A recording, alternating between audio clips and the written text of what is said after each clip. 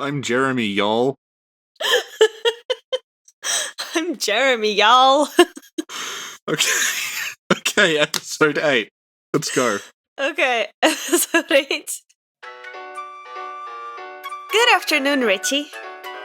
Good morning, Sin. How are you today? I'm in a mood to read notes from Bloodborne for an hour. How long has this been going? I don't know. 52 minutes. Cool. And we already Cool. did 3 notes. We're doing pretty good. Well, we really did 4 because 2 of them were the same, episodes. Yeah. Doubling our productivity.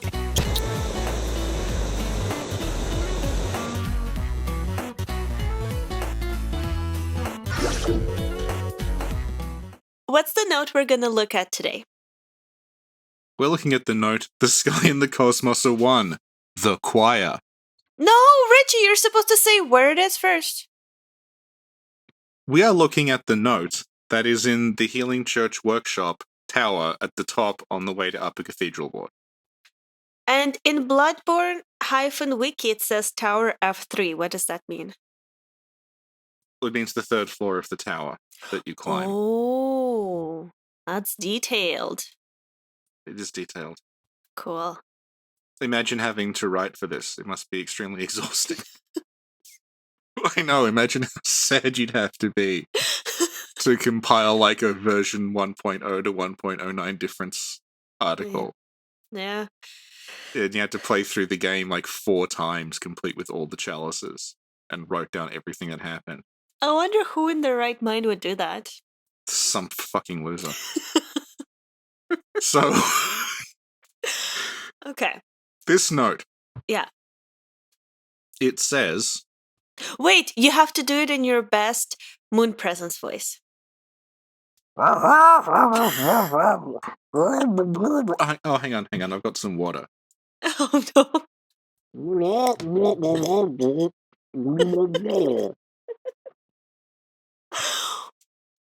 And that is the language of the great ones for the sky and the cosmos are one. The choir. Awesome. Okay, and they have a second version of the note, which says...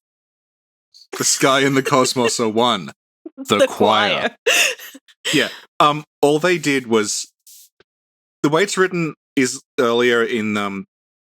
Oh, no! No, they made it worse. Okay. Yeah, they did make it worse. That's what I was looking at. Yeah, why did they do this? The original note is, the sky and the cosmos are one, and then, like, line break hyphen the choir, as in this is a quote from the choir.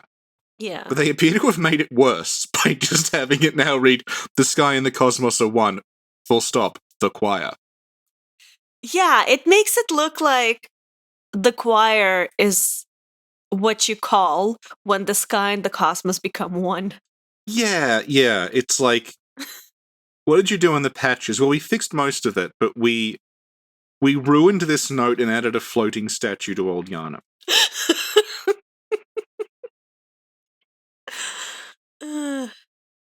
Classic Miyazaki.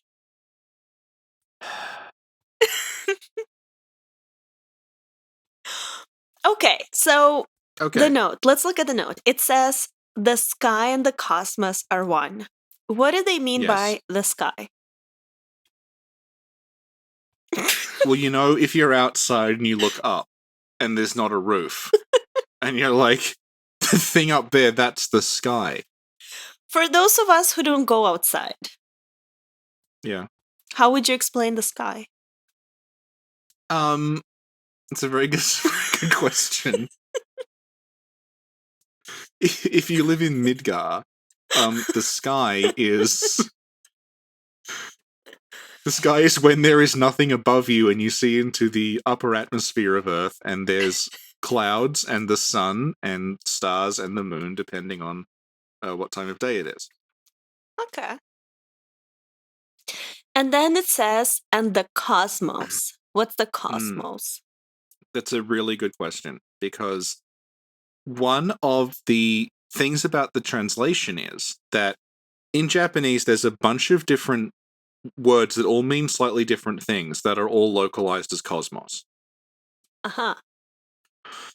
So things like outer space, star, universe, etc. They all get localized as cosmos, which makes it kind of hard to pass. Like a good example would be like Ebrietas. She's called Ebrietas, daughter of the cosmos. Mm-hmm. And then you've got like the celestial emissary, which like they all have, and then you had like yeah. So what this is saying is this refers back to an item description that talks about the choir having this epiphany where they're like the cosmos, meaning like the sort of outer like astral reaches of the universe, like Doctor Strange stuff. Okay. Is just kind of above us. It's like these worlds are overlapping. So what it's saying in Japanese is like not necessarily the sky and the cosmos are one. It's saying like the cosmos is the sky. The sky is the cosmos. Like you just look up and the cosmos is actually there. So like the whole deal with the choir is the choir are astrologers. And they spend all their time in Upper Cathedral Ward looking at the stars and trying to figure out like try to divine like the signs from the great ones and sort of alter their thinking and project themselves on the basis of like where the stars and planets in the sky are. That's why they have that enormous clock, because it's like the clock is helping. It's an astrological clock. It helps them keep track of where the stars and planets are in the sky. So they're like really, really in tune with the planets in the sky, because the idea is if we tune ourselves into all these celestial things that are happening in the sky, that's the same as like our consciousness escaping into like the astral plane. Mm-hmm. Yeah. Do you know that Cosmos is a designation given to a large number of satellites operated by the Soviet Union and subsequently Russia? Cosmos 1, the first spacecraft to be given a Yeah. Cosmos designation, was launched on March 16, 1962. I did know that because when I was in film school, I made a short film about like Soviet space exploration, kind of. Oh. The producer's dog played Leica. Oh. I made a like the side of a spaceship, like just like on a board with a window cut out, and we just hung that in front of the dog that was on the couch, like wagging its tail and looking happy, and we're like, it's Leica in space. Do you want to explain who Leica was? Leica was the first living thing in space. Yeah. Was a dog that was shot into space on a Russian rocket. Mm-hmm. Yeah, she didn't even really make it to space. She like died before she actually got there. Mm. But she's the first like living thing from Earth that made it to space. Mm.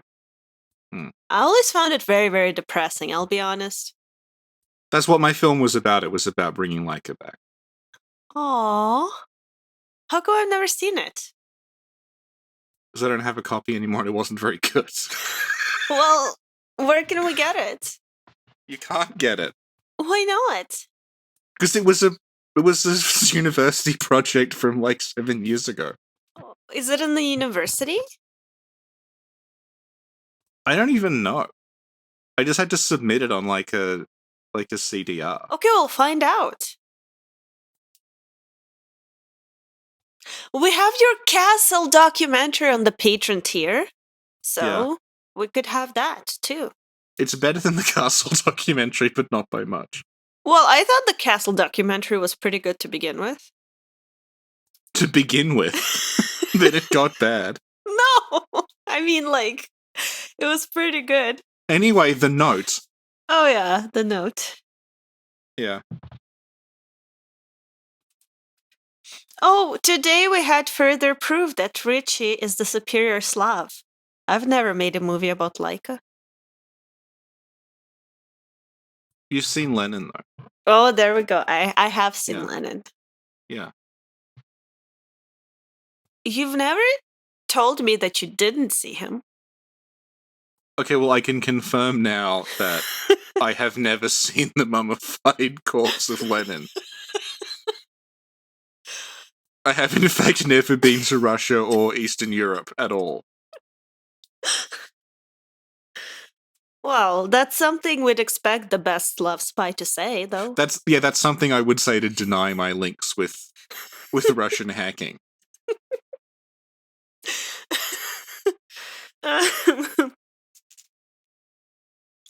Okay.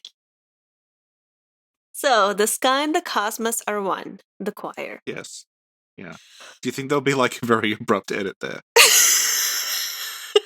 I don't know. Depends on what depends what my muse tells me to do. Sometimes it tells me to cut things out, sometimes not. Sin, this is your muse. Please cut that part out. Oh, Richie, we have a problem. Uh-oh. Because on a regular basis, I would have been like, oh, and if you want to know more about the choir, please see our No podcast. Yeah. Yeah. Yeah. But there is no choir podcast. There is no choir podcast. Well, there's a podcast about Edgar from the choir. The best one.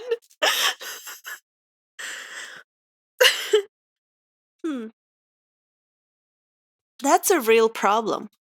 We have to write that down. We need a choir podcast. Yeah, it's good that, like, when we're running out of material, we'll do the notes. Oh yeah, there's an entire fucking faction in the game world that we've just never talked about, apart from one guy, which turned into a reading of someone's BBW werewolf fiction. BBW? Big Beautiful Woman. Oh. That's the genre that they wrote down, okay? Should we do best quotes from that book? It's not very long, and I think it's not very expensive either, so... Yeah. I would just recommend everyone buy it on Kindle. It's like $2 or something, and then you can read it yourself, and the money will go to the author. Yeah. You know what? You guys read it, and you leave your best quotes in the comments. How about that? And then Richie could read those comments another time. Like you could read them out loud in a podcast, maybe. Maybe the author will find it, and I'll have to do an audiobook of it. Oh, that would be awesome. Yeah. Which voice are you going to use? The Moon Presence one.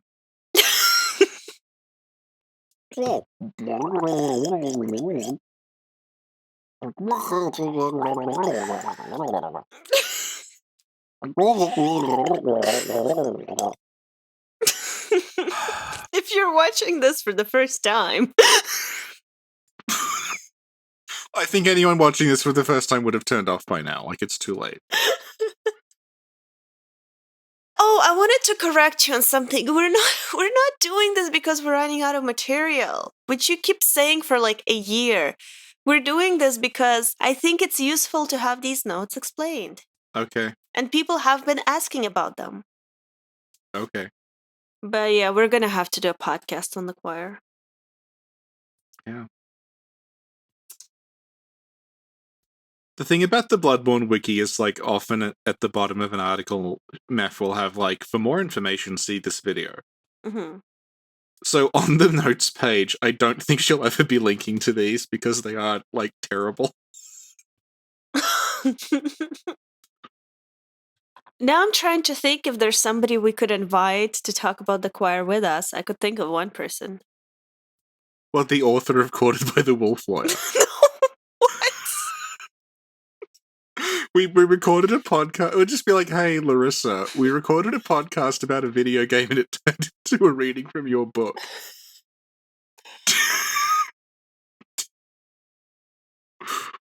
Oh, God.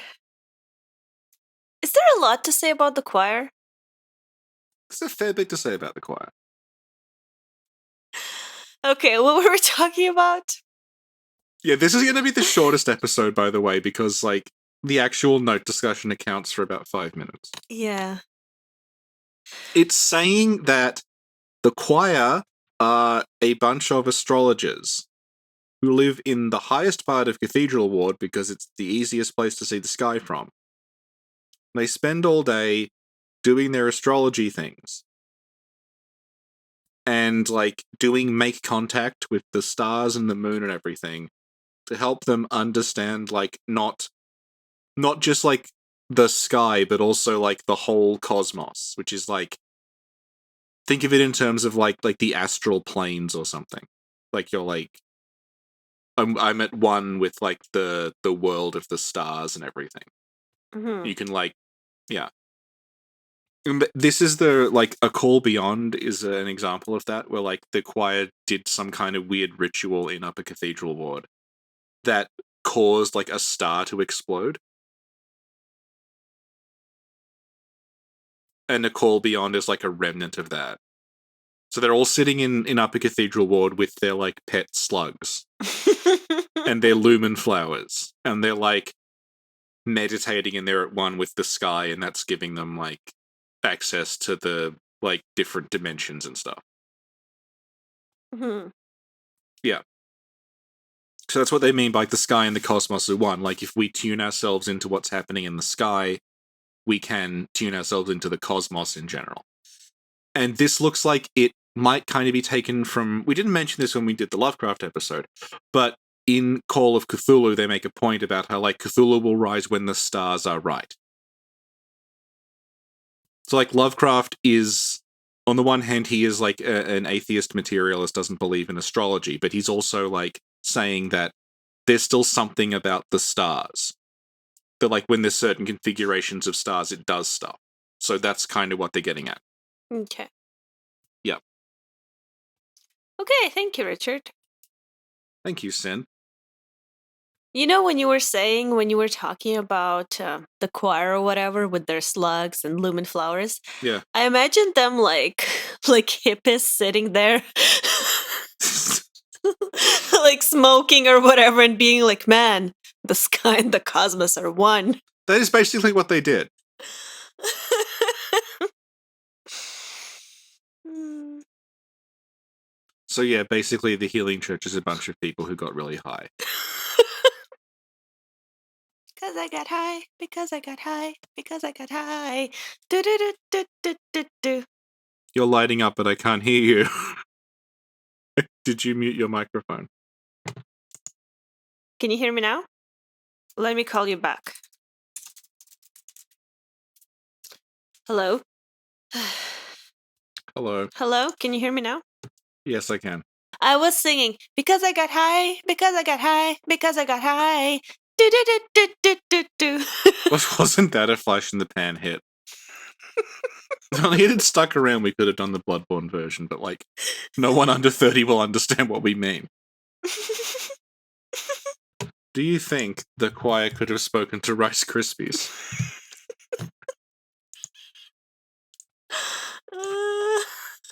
I downloaded and backed up this video because I thought he might delete it, but he has left it up. Oh, that's amazing. I remember it. You showed it to me before. Oh, good, yeah. I like how he's so Midwestern that he has like a drawing of some corn just in his house. Okay. Do we do the outro? The Rice Krispie Rosetta Stone. In one side, a language written in Rice Krispianese. The other, in English. What had the cereal been trying to tell us? It's popular second language in the country, surpassing the Spanish, French, and Klingon languages. I've seen this so many times, if he ever did take it down, I could probably just recreate it exactly.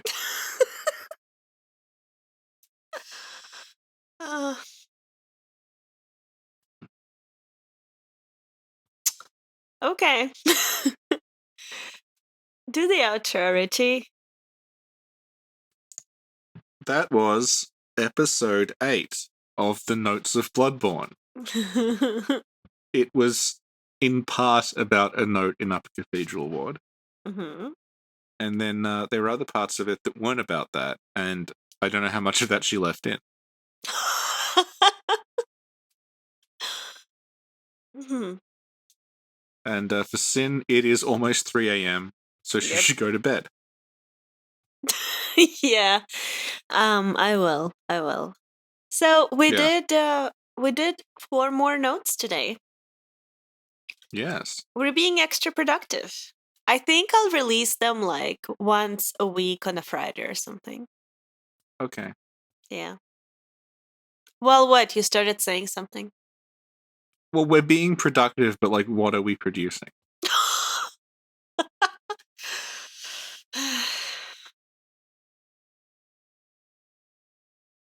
I don't know. Yeah. Yeah. No, it's good, Richie. This is good stuff. This is notes. Notes are being explained, and it's a good way to tie everything together. Okay. Yeah. Okay, Richie, do the outro. That was... I did the outro and then you interrupted me and started talking.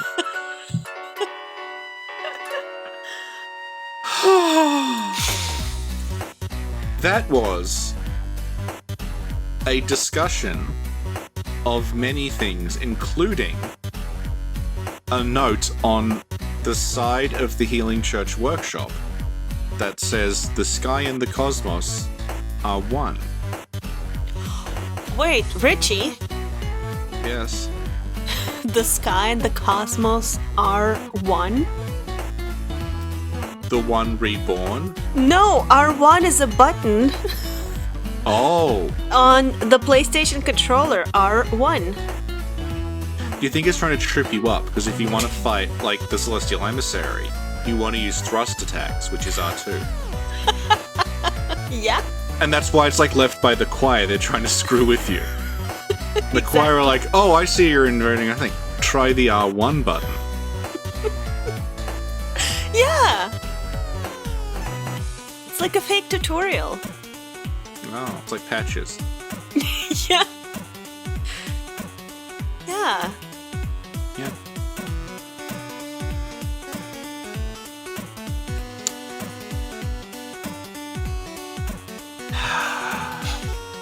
You know, I've described things as the worst episode ever so often it's lost all meaning. But I think that was a contender. You think every episode is a contender, Richie? No, my standards are getting gradually lower, but I think that one managed to go even worse.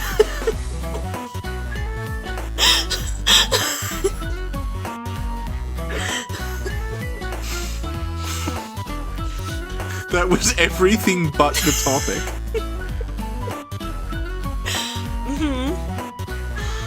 Up to and including Lenin's corpse, the briefly successful novelty hit Because I Got High by Afro Man, and a discussion of an early irate gamer video in which he claimed to be able to talk to Rice Krispies.